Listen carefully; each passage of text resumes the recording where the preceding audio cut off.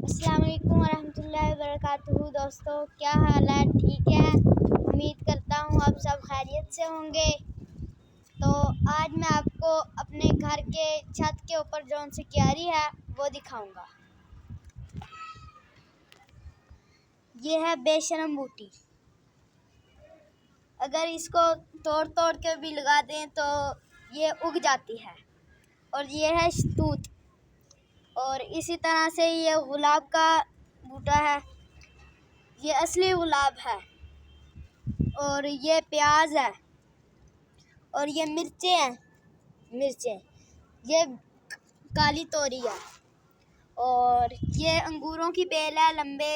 और ये फूल प्याज है, ये प्याज का फूल है। और इसके अब बीज बनेंगे तो फिर हम प्याज लगाएंगे।